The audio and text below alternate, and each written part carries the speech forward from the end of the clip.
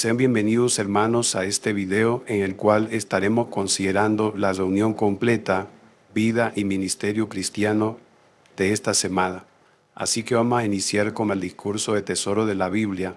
El tema, esfuércese por ser modesto como Esther. Y es que en este discurso o en esta reunión vamos a reflexionar sobre un tema de gran importancia en nuestra vida como cristianos, y es la modestia y la humildad. Y lo veremos como el ejemplo de una sierva de Dios del pasado de nombre Esther. Esta historia narrada en el libro bíblico que lleva su nombre nos brinda un profundo ejemplo de cómo enfrentar los desafíos de recibir halagos y reconocimientos sin perder la esencia de la modestia y el respeto. Esther tenía una belleza inigualable, la cual está relatada en el capítulo 2 y el versículo 7 de este libro. Ahí menciona lo siguiente: Mardoqueo era el tutor de su prima Hadasá, es decir, Esther, ya que se había quedado huérfana. La joven era muy atractiva y tenía bonita figura. Al morir sus padres, Mardoqueo la había adoptado como hija. Así que en este texto se relata que Esther era una mujer excepcionalmente hermosa. Su belleza era asombrosa y atrajo la atención de todos a su alrededor. Pero lo que hace que esta historia sea aún más notable es que Esther, a pesar de su deslumbrante apariencia, mantuvo su modestia intacta. La historia comienza cuando Mardoqueo, su primo y tutor, la adopta, después de quedarse huérfana. Desde el inicio se destaca que su belleza no era lo único que la caracterizaba, y es que ella era modesta en medio de los elogios. Se relata en el capítulo 2, versículos 9 y 15. Ahí se dice lo siguiente: la joven le agradó a Hegai y se ganó su favor. Él se encargó enseguida de que recibiera sus tratamientos de belleza y una dieta especial. También le dio 7 de las mejores sirvientas de la casa del rey. Luego la trasladó a ella y a su sirvienta al mejor lugar de la casa de las mujeres. El 15 continúa diciendo: cuando Esther, la hija adoptiva de Mardoqueo, que era sobrina de Abihail, el padre de la joven, le llevó el turno para presentarse ante el rey, ella solo pidió lo que había recomendado Hegai, el eunuco del rey y guardia de las mujeres. Durante todo ese tiempo, Esther fue ganándose a todos los que la veían. Así que vemos cómo Esther mantuvo su modestia incluso cuando su vida cambió drásticamente. Fue tratada con lujos y atenciones, y sin embargo no se dejó llevar por la vanidad. Cuando llegó su turno de presentarse ante el rey, solo pidió lo que había recomendado Hegai, el eunuco del rey. Esther siguió las instrucciones humildemente y confió en las decisiones de quienes la guiaban. El poder de la modestia en un mundo, en medio de un ambiente lleno de competencia y búsqueda de atención, Esther eligió ser modesta en su forma de presentarse ante el rey. En lugar de aprovechar la oportunidad para realzar aún más su belleza, con adornos y atuendos llamativos, se conformó con lo que se le ofreció. Esta elección refleja una profunda lección para todos nosotros en el mundo actual, donde a menudo se valora más la apariencia externa que la verdadera humildad y modestia del corazón.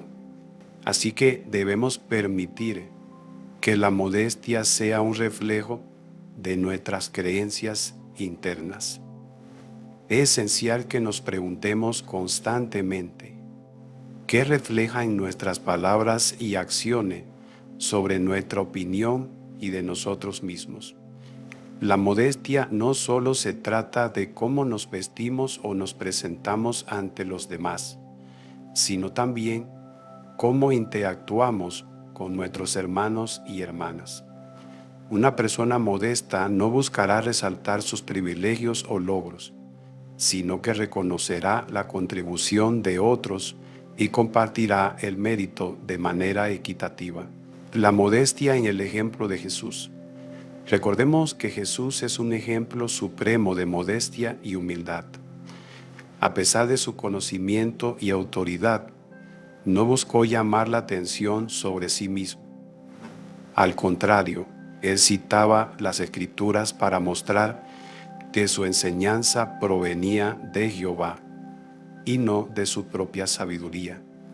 Siguiendo este modelo, nosotros también debemos enfocarnos en resaltar la sabiduría y el propósito divino, en lugar de buscar destacar nuestras propias capacidades. La modestia también puede ser un refugio en tiempos de vanidad. La modestia no solo es un reflejo de nuestras creencias internas, sino también un refugio en tiempo de vanidad y ego desenfrenado. En el mundo actual, donde la atención y el reconocimiento a menudo se convierten en objetivos primordiales, nosotros como testigos de Jehová debemos recordar que nuestro valor proviene de nuestra relación con nuestro Creador y nuestro compromiso con sus enseñanzas. En resumen, la historia de Esther nos insta a ser modestos en medio de las admiraciones y el reconocimiento.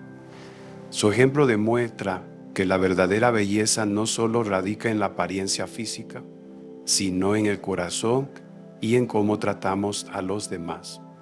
La modestia no solo es una virtud, sino un reflejo de nuestras creencias y un testimonio de nuestra humildad ante Jehová.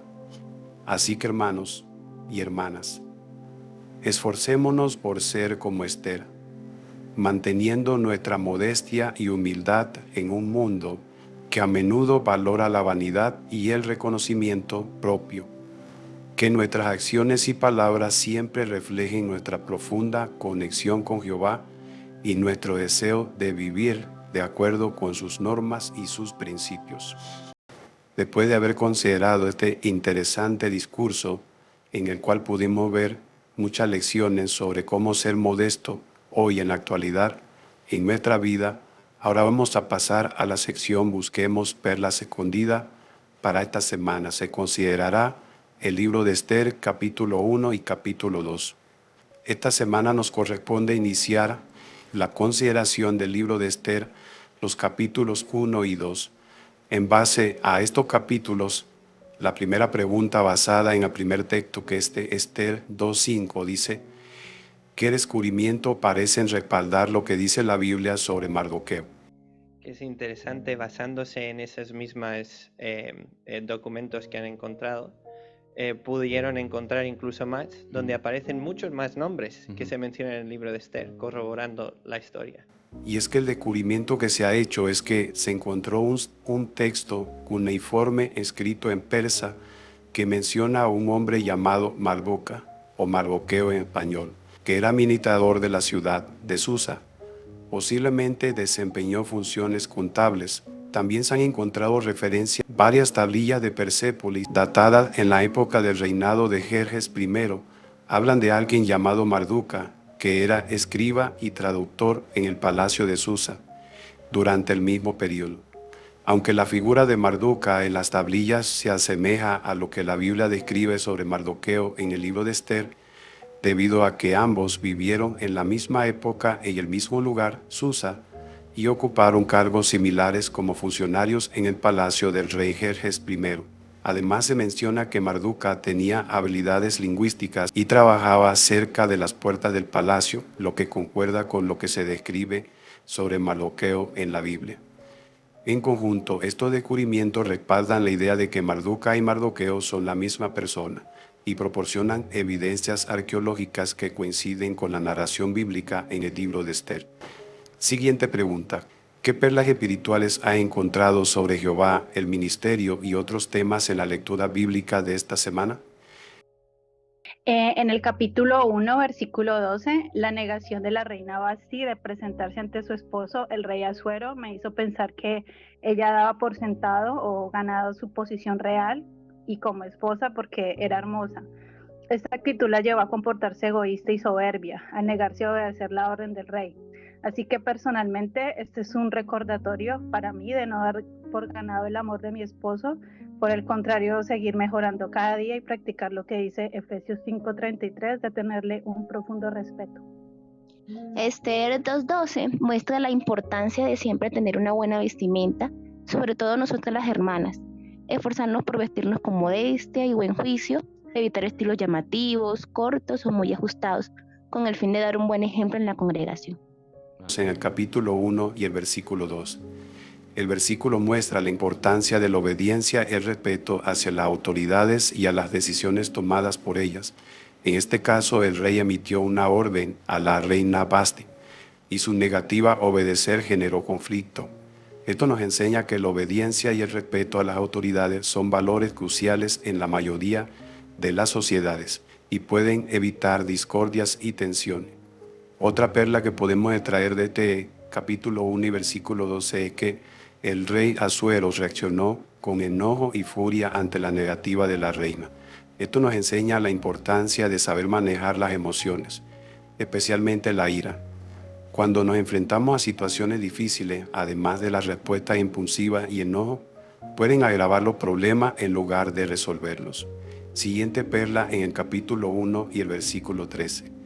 Leemos que el rey no actuó impulsivamente, sino que consultó a los sabios que conocían bien los precedentes legales. Los asuntos del rey se trataban con todos los expertos en leyes y en casos legales. Él buscó el consejo de expertos antes de tomar decisiones importantes.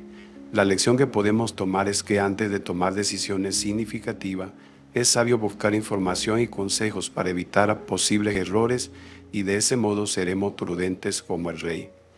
Ahora en el capítulo 1 y el versículo 13 también encontramos otra lección, y es el hecho de que el rey consultara a expertos en leyes y casos legales. Esto demuestra su respeto por el sistema legal y el orden establecido. Este enfoque nos deja una gran lección, la cual es la importancia de respetar y cumplir con las normas y leyes de la sociedad en la que vivimos. Ahora en el versículo 15 de este mismo capítulo 1, el rey preguntó qué acción debía tomarse. El rey Asuero estaba considerando la consecuencia de sus decisiones.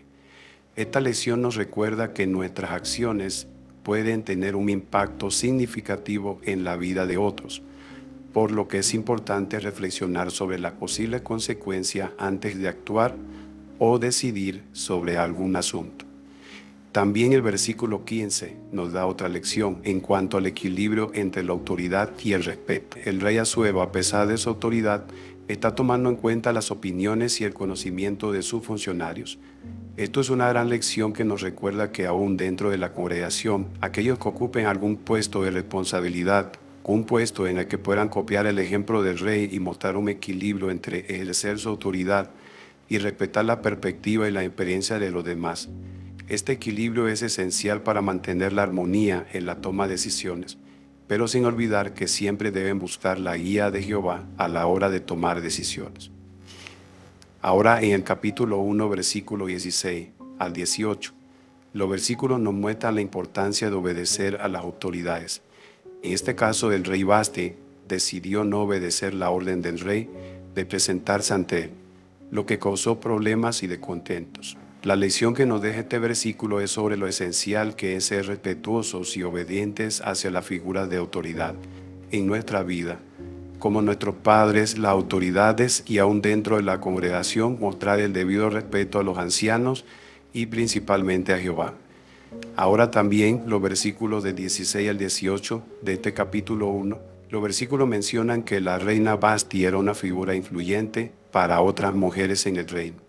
Su desobediencia podría haber llevado a otras esposas a pensar que era aceptable desobedecer a sus esposos o figuras de autoridad. Esto nos enseña cómo nuestras acciones y elecciones pueden influir en otros y cómo debemos esforzarnos por ser ejemplos positivos. Ahora en el capítulo 2, en el primer versículo de este capítulo, el rey Asuero había tomado una decisión impulsiva al desterrar a la reina de Vasti por negarse a obedecer su orden. Sin embargo, con el tiempo su enojo disminuyó y comenzó a reflexionar sobre la decisión que había tomado. Esto nos recuerda la importancia de no tomar decisiones importantes en momentos de emoción intensa, ya que las consecuencias pueden ser graves. Es vital tomarse el tiempo necesario para reflexionar y considerar las implicaciones de nuestras acciones. Otra lección del versículo 1 es que está en la reflexión del rey Asuero sobre lo que había hecho a la reina Vaste. Sugiere que estaba comenzando a ver la cosa desde otra perspectiva. Esto resalta la importancia de la empatía en nuestras relaciones y decisiones. Al ponerse en el lugar de los demás, podemos comprender mejor sus sentimientos y experiencias, lo que nos ayuda a tomar decisiones más equitativas y compasivas.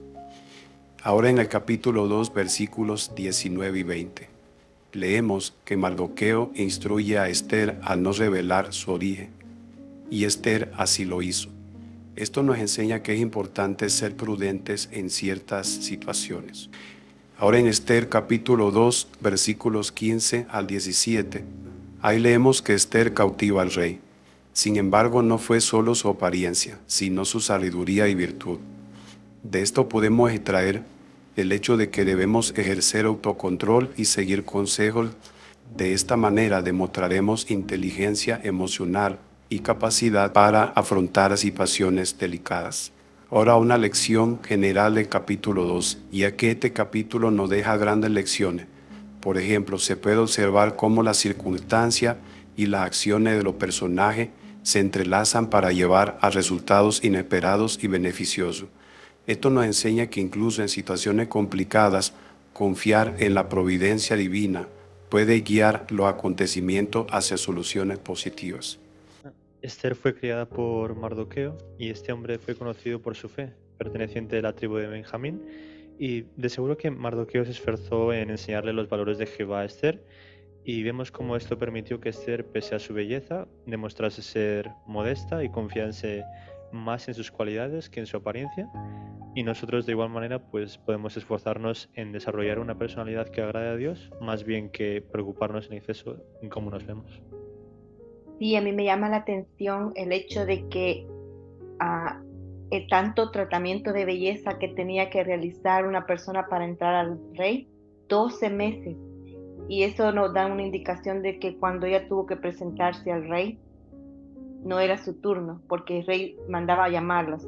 Y lo que me da a enseñar es de que realmente, aparte de que tenía tanta belleza y tanto cuidado, ella siempre se sujetó al consejo que su primo le diera como guía para hacer las cosas que a Jehová realmente quería en el propósito de él. Ahora continuamos con la primera conversación de 3 minutos para traer ideas en nuestra asignación. Escuchemos la siguiente primera conversación. ¿Te tomaste bien sentar aquí? La biblioteca está muy llena hoy. Gracias. Estoy leyendo el periódico. Nunca había visto a alguien tan joven leyendo el periódico. Estamos aprendiendo sobre el referéndum y lo que es importante es votar. Entonces la maestra nos dijo que investigáramos diferentes tipos de gobiernos y pensé que el diario será un buen lugar para comenzar. ¡Wow! Eso es realmente interesante. Pero ¿sabías que existe un tipo de gobierno del que nunca aprenderás en la escuela? ¿En serio? Pienso que en la escuela te enseña sobre todo eso. Bueno, muchos han escuchado de este gobierno en particular, pero no está en ningún libro escolar. Para aprender sobre este gobierno, necesitas leer la Biblia. Permíteme mostrarle. Escucha estas palabras y déjame saber si las escuchando antes. Dice, estas palabras es: Padre nuestro que estás en los cielos, que tu nombre sea santificado, que venga tu reino, que se haga tu voluntad como en el cielo también en la tierra. ¿Has escuchado esas palabras antes? Sí, suenan como parte del Padre nuestro, los decimos todos los días en la escuela. Sí, mucha gente llama esto al Padre nuestro. Mira lo que dice aquí, que venga tu reino. Un reino es un tipo de gobierno y Jesús estaba enseñando a sus discípulos a orar por ese reino o el gobierno de Dios, aunque está por venir. Entonces, cuando la gente ora usando estas palabras, está orando para que venga el gobierno de Dios. En serio, nunca he pensado mucho en estas palabras. Pero, ¿qué es el gobierno de Dios? ¿Es eso realmente? Esas son muy buenas preguntas. Estaré feliz de mostrarte las respuestas de la Biblia, si lo desea. Tengo un folleto aquí en mi computadora que hallando a millones a encontrar respuestas a preguntas como la tuya en la Biblia. Tal vez podamos leerlo juntas. Sí, eso suena bueno. Suena bien.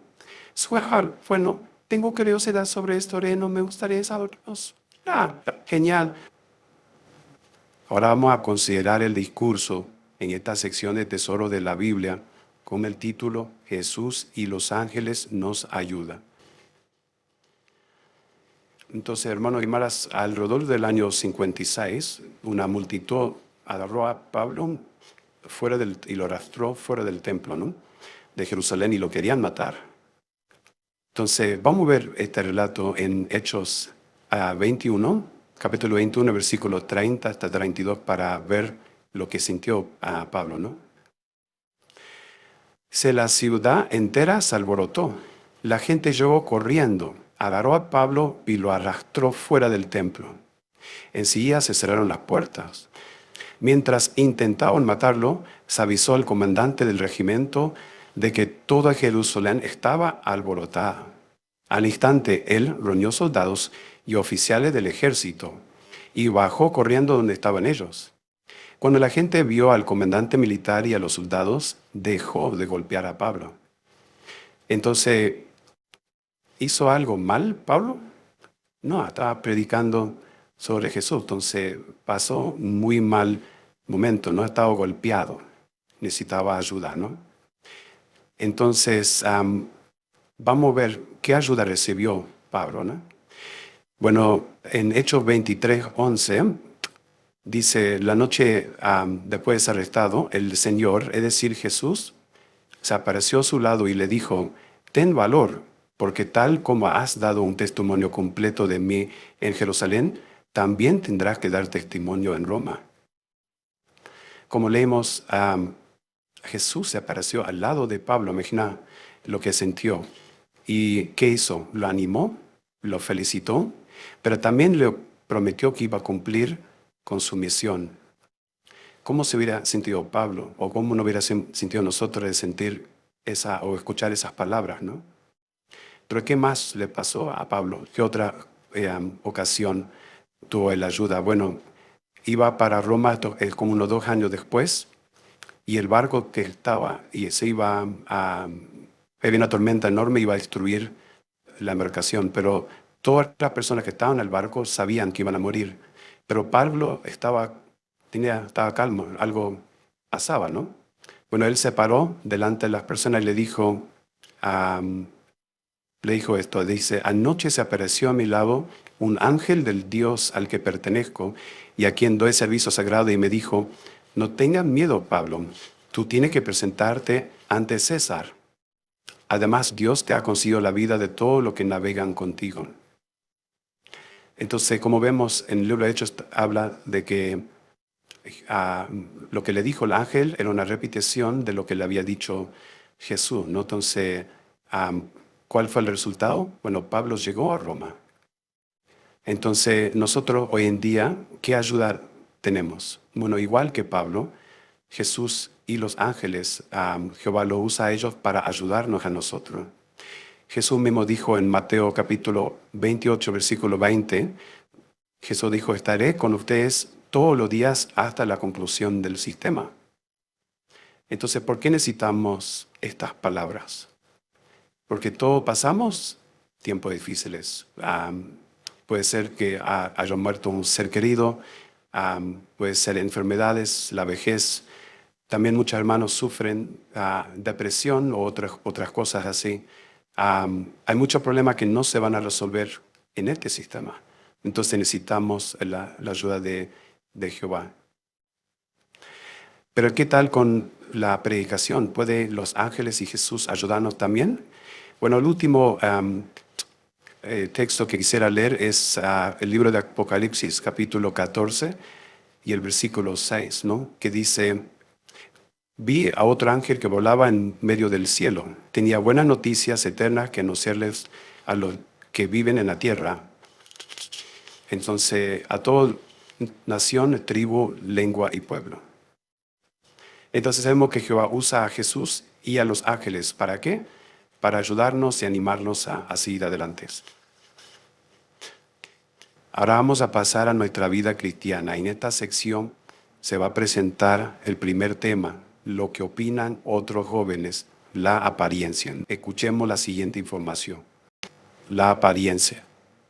Esto será como análisis como el auditorio, en el cual se debe presentar el video titulado La apariencia.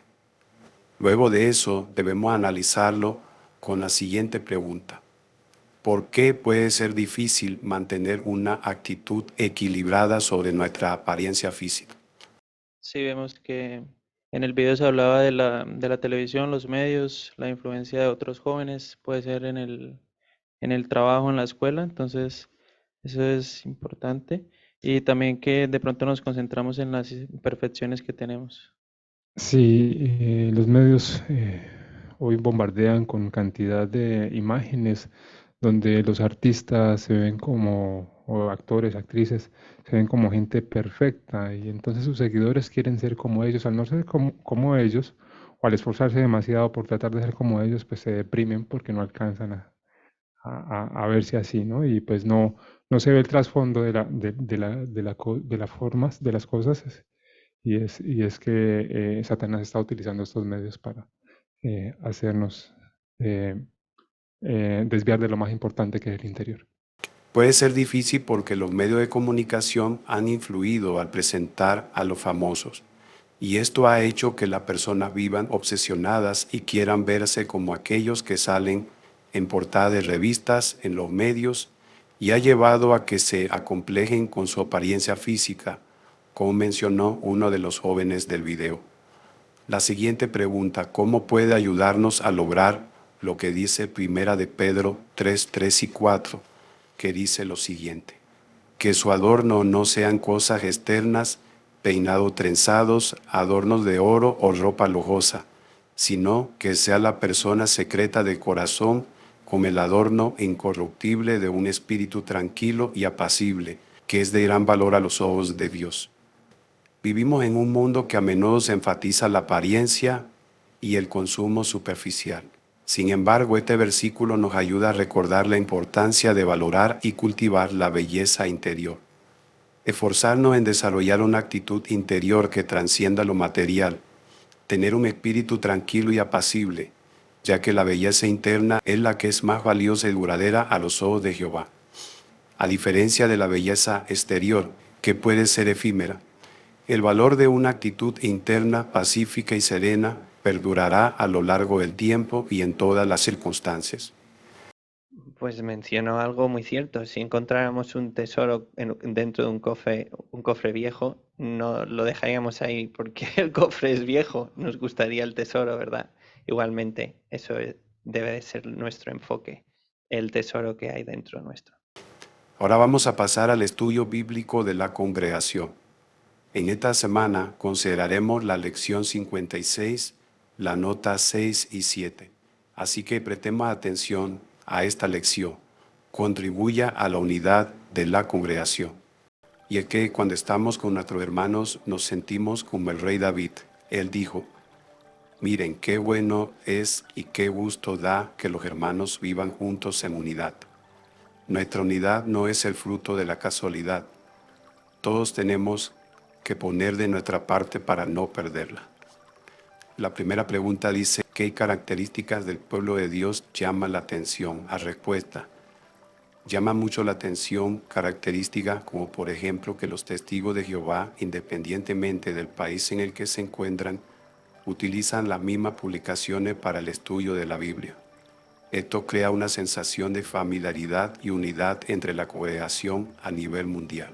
Además de ver el amor y la unidad a pesar de las diferencias, culturales y lingüísticas. Los testigos de Jehová se esfuerzan por mostrar amor y unidad entre sí y comparten objetivos comunes de adorar a Jehová Dios. La siguiente pregunta: ¿cómo puede usted contribuir a la unidad de la congregación? La respuesta: hay muchas maneras en las que podemos contribuir para unir a la congregación. Por ejemplo, en lugar de concentrarnos en los defectos de los demás, debemos buscar y valorar las buenas cualidades de los demás. También podemos intentar conocer y comprender a personas de diferentes orígenes y culturas y eliminar los prejuicios y esforzarnos por seguir la enseñanza de 1 de Pedro 2:17. Trate a cada persona con respeto y consideración, independientemente de su origen, posición o apariencia. Párrafo número 3. ¿Qué hará cuando tenga un desacuerdo con otro cristiano? Respuesta: por el hecho de ser imperfectos, a veces nos decepcionamos o herimos mutuamente. Sin embargo, si hemos lastimado a alguien, debemos seguir el consejo de Mateo 5, 23 y 24, de tomar la iniciativa y arreglar las cosas. Y esto es importante porque, como leemos en Colosenses 3:13, Jehová nos perdona con todo y que le hacemos daño muchas veces, y aún así nos perdona. Entonces Jehová espera que perdonemos a nuestros hermanos. El punto número 4. Venza los prejuicios. Queremos demostrar amor a todos nuestros hermanos, pero quizás se nos hará difícil aceptar a algunos, como por ejemplo a quienes nos parezcan diferentes a nosotros. ¿Qué nos puede ayudar? Lean Hechos 10, 34 y 35 y hablen sobre lo siguiente. Jehová acepta a personas de todos los orígenes para que sean testigos. Teniendo en cuenta esto, ¿cómo debería ver a las personas que son diferentes que ustedes? Respuesta: debemos mostrar parcialidad y aceptar a todas las personas sin importar su origen étnico, nacionalidad o diferencia, así como también podemos practicar la empatía. Esto puede ayudarle a comprender su experiencia y desafío único. Siguiente pregunta: ¿dónde usted vive, qué prejuicios suele tener la gente? ¿Por qué debería dejarse llevar por esos prejuicios? Respuesta: por mencionar algunos, vemos el prejuicio hacia las religiones o la nacionalidad. Lean 2 Corintios 6, 11 al 13 y hablen sobre lo siguiente. ¿Qué podría hacer para amar cada vez más a todos los hermanos y hermanas? Respuesta: de acuerdo con 2 Corintios 6, 11 al 13, podemos, al igual que el apóstol Pablo, esforzarnos por ser más abiertos y comunicativos con nuestros hermanos y hermanas. Compartir nuestros pensamientos, sentimientos y experiencias para de esa manera fortalecer los lazos de amor y comprensión mutua. Abrir nuestro corazón de par en par sin limitar nuestro cariño a los hermanos. Punto 5. Perdone con generosidad y haga las paces. Aunque nosotros nunca tendremos que perdonar a Jehová, Él nos perdona con generosidad. Lean Salmo 86, 5 y hablen sobre lo siguiente. ¿Qué nos enseña este versículo sobre la forma que perdona Jehová? Respuesta: en otras palabras, este versículo resalta la disposición que tiene Jehová para perdonar a quienes buscan su perdón y misericordia. Este versículo de Salmo 86, 5 nos enseña que Jehová es un Dios de perdón y amor leal, que está dispuesto a perdonar a quienes lo invocan y confían en su misericordia. Siguiente pregunta: ¿siente gratitud por el perdón de Jehová y por qué? Por supuesto, porque debido a ese perdón podemos tener la oportunidad de llegar a conocerle y tener su amistad con Él, lo cual debe movernos a meditar en todo lo que ha hecho por nosotros y de este modo ser agradecido. Siguiente pregunta: ¿en qué situaciones pudiera ser difícil que nos llevemos bien con los demás? ¿Qué debemos hacer para imitar a Jehová y así mantener unidos a nuestros hermanos? Lean Proverbios 19:11 y hablen sobre lo siguiente. Cuando alguien hace algo que le molesta o le ofende, ¿qué podría hacer usted para mejorar la situación? Respuesta: el versículo menciona que es un gesto hermoso pasar por alto una ofensa. Esto no significa ignorar el problema, sino más bien elegir no aferrarse a la ofensa de manera personal. El versículo menciona que es un gesto hermoso pasar por alto una ofensa. Esto no significa ignorar el problema, sino más bien elegir no aferrarse a la ofensa de manera personal y resentida.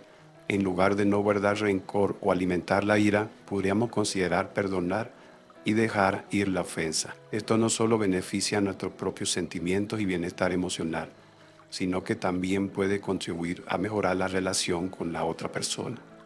A veces somos nosotros los que ofendemos a los demás. Cuando esto sucede, ¿qué deberíamos hacer? Vean el video y hablen sobre lo siguiente. ¿Cómo logró la hermana del video hacer la paz? Respuesta. Como pudimos ver, ambas hermanas dijeron cosas que después se lamentaron, y esto la afectó dentro y fuera de la congregación. Sin embargo, una de ellas meditó en el principio de Mateo 5, 23 y 24, y se dio cuenta de que debió hacer la paz con la otra hermana. Así pudieron hablar al respecto y perdonarse. Eso le ayudó a estar mejor en sentido espiritual y se sentía más cerca de Jehová. Punto número 6. Fíjese en las cosas buenas en sus hermanos. Cuando conocemos más a nuestros hermanos, no solo vemos sus puntos fuertes, sino también sus puntos débiles. ¿Cómo podemos concentrarnos en sus puntos fuertes? Vean el video y hablen sobre lo siguiente. ¿Qué podría ayudarle a fijarse en las cosas positivas de los hermanos? Respuesta. Como vimos en el video, lo que le ayudó a Miki fue fijarse en la cosa positiva de sus hermanos. Esto quiere decir que ella cambió su perspectiva y enfoque hacia ellos. A pesar de las primeras impresiones negativas que tuvo en la congregación, meditar en el ejemplo de Jesús, en cómo Él fue perspicaz al tratar a sus discípulos. Esto le ayudó a ella. Y a nosotros también nos ayudará a aprender a mirar más allá de la imperfección y observar las cualidades positivas de nuestros hermanos. Ponernos en lugar de los demás y considerar sus perspectivas y practicar la amabilidad y empatía. Esto no solo le permitirá disfrutar más de su compañía, sino también trabajar en su propia personalidad y crecimiento espiritual. Jehová se centra en nuestras cualidades. Lean 2 Corintios 16, 9a y hablen sobre lo siguiente. ¿Cómo se siente al saber que Jehová se centra en las cosas buenas que tiene usted? Respuesta. Sin duda nos hace sentir dichosos que el Ser Todopoderoso, sabiendo que somos imperfectos, se centre en nuestras cualidades buenas y eso nos motiva a seguir esforzarnos por mejorar diariamente. Lo que algunos dicen, para que yo perdone a alguien, primero tiene que demostrarme que está arrepentido. ¿Por qué deberíamos estar siempre dispuestos a perdonar? Porque tenemos un modelo, a Jehová, quien nos enseña con su ejemplo y nos perdona. Entonces, si Él lo hace, ¿por qué nosotros no hacerlo con los demás? Resumen, si usted perdona a sus hermanos y le muestra amor a todos, contribuirá a mantener la unidad en la congregación. Repaso, ¿cómo puede usted vencer los prejuicios? Respuesta. Una manera de hacerlo es recordar Hechos 10, 34 y 35, de que Jehová no es parcial, y gracias a ello hemos tenido la oportunidad de llegar a conocerle. Entonces eso puede movernos a copiar su ejemplo. Siguiente pregunta. ¿Qué hará cuando tenga un desacuerdo? ¿Qué hará cuando tenga un desacuerdo con otro cristiano? Respuesta. Seguiremos el ejemplo de Jehová y tomaremos la iniciativa en arreglar los asuntos con otro cristiano y perdonaremos. Siguiente pregunta y última pregunta. ¿Le gustaría perdonar a los demás como lo hace Jehová? ¿Y por qué? Por supuesto que sí, sobre todo porque queremos fomentar el amor y la unidad en la congregación.